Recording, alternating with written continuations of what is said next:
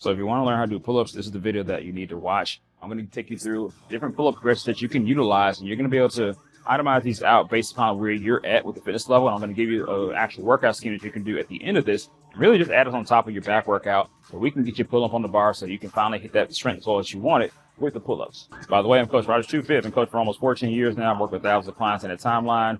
Listen to what I got to say. Before we get into pull-ups, we need to build the foundation, and that starts with the dead hang. There's two variations here. The first is the passive dead hang, where you're just hanging. Your hands are on the bar, holding it tight, arms straight, body relaxed, no tension in the shoulders aside from the pull you feel. And you're going to hold that for about 15 to 30 seconds. This is going to help you build your grip strength to actually stay on the bar during your pull-ups. Now, the second variation is scapular retraction. Same dead hang, but now you're pulling your shoulder blades down and back without bending your arms. You'll feel your lats engage immediately, so hold this for the same 15 to 30 seconds, and you can do this for 1, 2, or 3 sets as you see fit.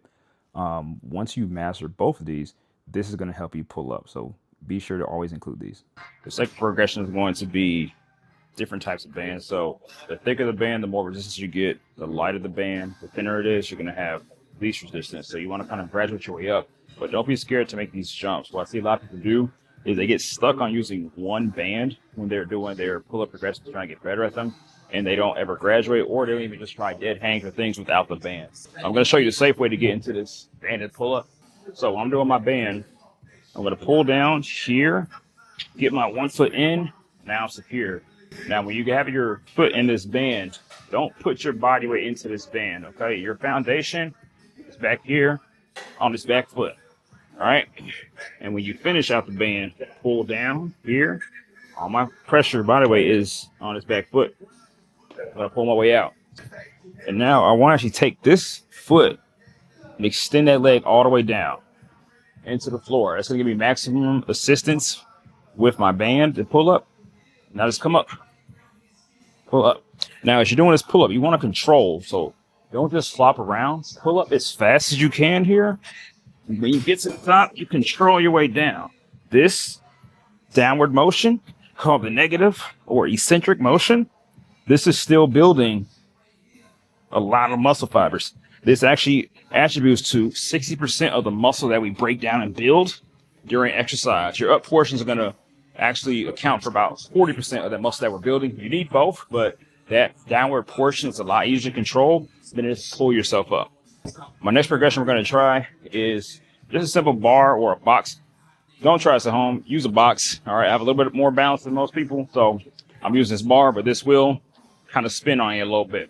Now, what you want to do on this bar is I'm actually using this as a prop to push myself up to give me some launch. This is kind of like using a resistance band, but when I get to the top, I'm still going to have to rely on my own body's strength in order to allow myself to come down at a controlled pace. So I'm going to show you what it's going to look like. So we get set up for that pull-up again. That 1 foot is on here. And then again, all my body weight, I'm relying on this off foot. Foot that's on the ground. It's on a stable landing. So from here, when I hop up, I can now control my way down. But notice, if I need to kind of take a break, I can stand on this right foot just a little bit and really control the way I'm coming down. And then you can kind of just really habitually let yourself down with as much resistance as you need from your foot that's on the bar or a box or a bench. Another tip I'm going to want to let you know about is notice how I can actually reach this bar. So if you can, if possible, try to get onto a bar where you don't have to jump a high distance to get to it. A lot safer than standing on a bench. But from here, another progression I can do is actually give myself a little oomph. So if I'm right here, I can hop my way up. And I'm using momentum for my legs to get up here so I can lower myself down at a nice controlled pace. Now, the next progression, and again, there's a lot of progressions that come into a pull-up. This is assuming you've never tried a pull-up in your life and you want to build this from the ground up. What I'm going to do is hop my way up. And I'm actually going to use a bar for this one. So I really want to focus on the control and negative. We're going to start building endurance and stability. So I want to get my way all the way up here. Hold as long as I can. And then you're going to slowly let yourself down here the rest of the way. Let me show you that again. So I'll hop my way up, just like so. Coming on down. Nice control. Again, that control motion, that negative portion, that easy movement with the pull-ups, that is going to also be breaking a lot of muscle fibers. And you're going to notice a lot more control. What I see a lot of people do with their pull-ups is they're just everywhere. They don't have like a lot of core control. It's just all messing up. So, and that'll look like this. And if this is you, you know what I'm talking about. They'll come up and they'll do this here and just flop down. From here to here, you're missing 60% of the muscle that you should be building. So it's much better for you to do literally like 10 sets of one, maybe with 1 to 2 or even 3-minute breaks between it. The goal is to teach your neuromuscular system to fire in a very rapid amount of time to get you up here in a powerful motion. Okay, so that powerful motion right here, that's strength. This control, that's endurance right here. Okay, so we're teaching the neuromuscular system to fire. When you're doing your pull-ups, usually it's not your muscles that are getting super duper tired. Because you'll do a couple pull-ups if you're getting started, right? And while you can't do maybe like 5+ or heck, maybe even 3, you're not sore and fatigued and like you can't move your arms. Your tendons are just tired. Your joints are tired. Your muscle system needs time to recover. So how I program these in, I'm gonna give y'all 3 easy steps. We'll go beginner, we'll go intermediate, then we'll go advanced. After advanced, you can pretty much do pull-ups at that point. So the first thing I would do is actually banded pull-ups here.